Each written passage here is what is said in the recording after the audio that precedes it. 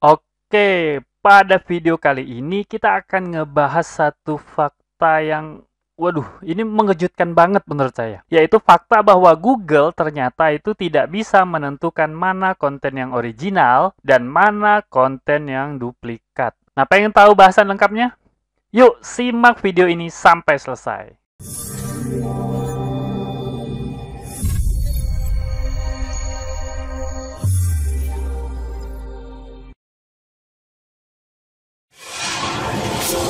Assalamualaikum warahmatullahi wabarakatuh. Ketemu lagi bersama saya Kanada Kurniawan dan masih di channel kita Pro Jasa Web. Nah, pada kesempatan kali ini kita akan ngebahas suatu fakta terbaru yang baru aja saya ketahui dan baru aja diungkap oleh Google, bahwa ternyata Google itu tidak bisa menentukan mana konten yang original dan mana konten yang duplikat. Nah, yuk mari kita langsung masuk aja ke pembahasannya. Yang pertama, sebelum kita masuk ke bahasan intinya, kita bahas dulu apa masalah terhadap konten duplikat. Konten duplikat ini bisa banyak jenisnya ya.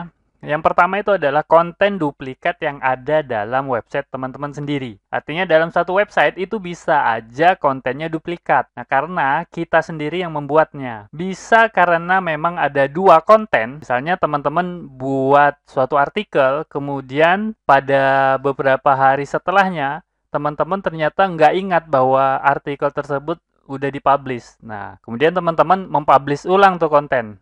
Nah, akhirnya konten itu jadi konten duplikat. Tapi ini masalah ini jarang sekali. Tapi yang sering terjadi itu adalah konten duplikat karena URL-nya berbeda.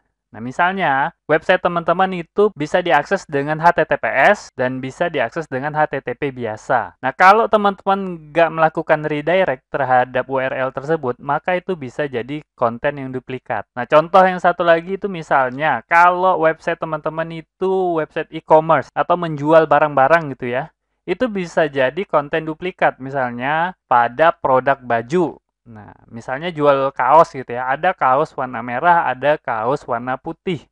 Tapi mengenai harganya, ukurannya, kemudian bahannya, semuanya sama. Nah, jadi kontennya itu betul-betul mirip, yang berbeda hanya warnanya. Nah, jadi bisa jadi dua konten tersebut jadi konten duplikat. Nah, itu masalah internal ya, masalah konten duplikat pada website teman-teman. Nah, tapi bisa jadi yang paling parah itu adalah konten duplikat kalau ada orang-orang mengcopy konten teman-teman ke dalam website mereka. Nah, itu bisa jadi konten duplikat juga. Misalnya hari ini teman-teman mempublish artikel judulnya A. Nah, beberapa menit setelah teman-teman publish, itu ada artikel yang sama dipublish juga di website yang berbeda. Kontennya sama, judulnya sama, semuanya sama. Nah, itu bisa jadi konten duplikat juga. Dan ini bisa menjadi masalah besar, apalagi kalau kita melihat dari segi SEO. Nah, oke, masalah apa aja yang muncul ketika website teman-teman itu menghadapi konten duplikat? Oke, yang pertama itu adalah nambah kerjaan Google.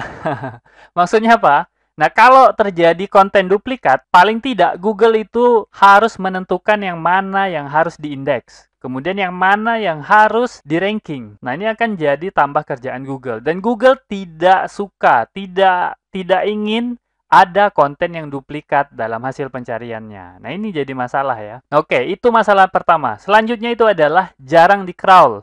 Ini berhubungan sama crawl budget. Nah, ini masalahnya. Kalau ada 10 konten yang sama, persis misalnya, atau mirip-mirip aja, itu juga bisa terhitung duplikat ya. Konten mirip itu bisa jadi terhitung duplikat, nggak harus yang sama persis. Nah, konten yang mirip atau duplikat, kalau konten teman-teman itu dinilai bukan sebagai artikel original atau kontennya nggak terlalu relevan, maka konten teman-teman itu akan jarang di-crawl oleh Google. Nah, itu akan jadi masalah ya. Kalau ada 10 konten yang mirip atau duplikat, maka hanya satu yang di-ranking oleh Google. Dan 9 yang lainnya itu bakal jarang di-crawl oleh Google. Nah, tentu saja masalahnya akan merembet kemana-mana. Karena jarang di-crawl oleh Google, maka crawl budget teman-teman juga akan bisa terpengaruh. Crawl budget teman-teman bisa menurun gara-gara hal tersebut. Nah, apalagi kalau jumlahnya banyak.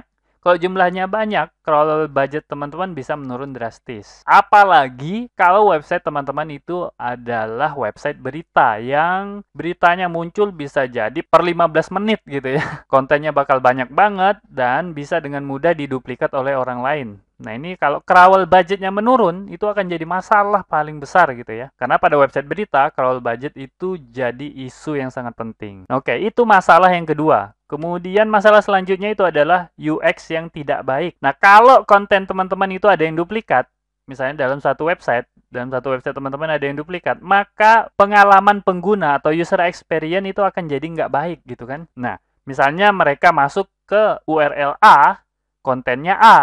Ternyata begitu mereka masuk ke URL B, ternyata kontennya tetap sama, A juga. Nah, itu kan jadi masalah lah.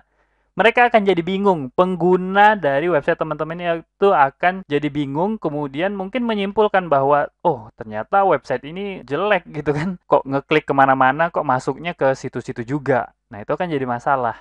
Dan ini tentu akan berdampak pada brand teman-teman. Nah, itu masalah ketiga. Nah, sekarang masalah terbesar itu adalah tidak muncul di SERP atau tidak muncul pada pencarian Google.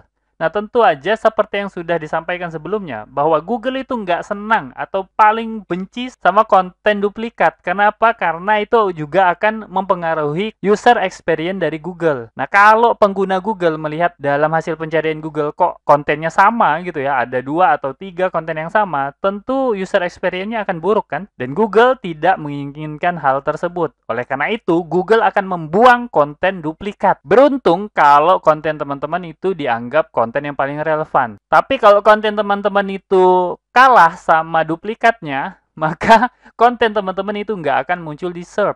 Nah, bayangin, masalahnya bisa jadi sangat ribet. Nah, itu masalah mengenai konten duplikat. Nah, sekarang kita masuk ke masalah intinya. Apakah benar ternyata Google itu nggak bisa membedakan yang mana konten yang asli dan mana konten yang mengcopy konten yang lain gitu ya. Nah, ini berawal dari acara atau event Google ya. Kalau teman-teman sering mengikuti Google Search Central, ini ada event yang namanya Google Search Central Office Hour.